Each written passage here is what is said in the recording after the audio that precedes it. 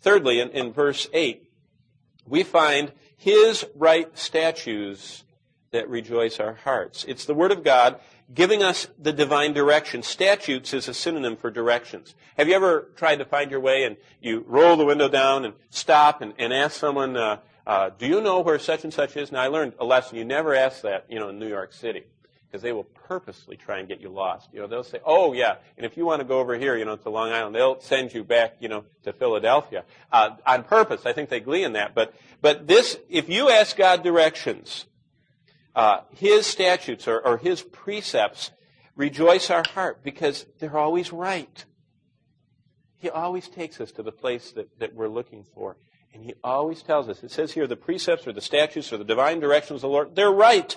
And they bring rejoicing to the heart. And if you find your heart all shriveled up and not full of joy, because you're either not asking or not following the directions that God gives. Fourthly, in the second part of verse 8, it says this, the commandment of the Lord is pure, enlightening the eyes. And here we come into contact with God's pure commandments that enlighten. And here the Word of God is shown to be the divine decrees. God's decrees. God has set these decrees in motion. As an example, on the physical realm, gravity. I mean, you can say, I don't believe in gravity. I don't think there are laws out there. Or I'm not under laws. And then you just go to the edge of the cliff and jump off and see if the laws are operating.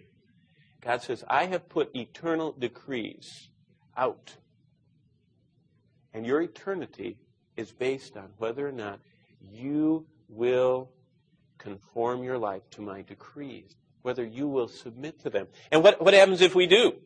Well, His divine decrees, His commandments, they're pure. They enlighten our eyes. They give us a clear portrait of God's non-negotiables. I mean, if you can come into a situation and know what is non-negotiable, then you don't even waste your time on that. You just say, okay, that's a given in the deal. And what can we negotiate? God says, my word gives you the non-negotiables. I give you what you can't change and what you must conform to. And He says, and if you will conform to those, the end of verse 8, your eyes will be enlightened. I recently visited someone that they have a little dog that's blind. And it reminds me so much of what people are like.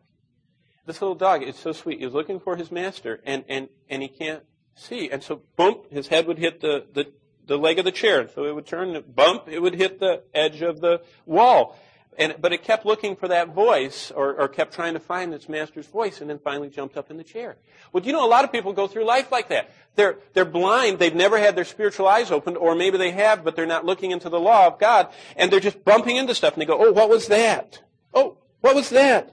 And they're bumping into the decrees of God. God says, you may not do this, you may not do that. If you do this, if you sow the flesh, if from the flesh reap corruption, and He just goes right through, and they just keep bumping, and they think that's what life is supposed to be like, running around blind, bumping into stuff. I'll tell you, it's abnormal. God intended for us to have, look at the end of verse 8, enlightened eyes. He says, I want you to see from eternal perspectives, from my perspective, the world as it ought to be. Chapter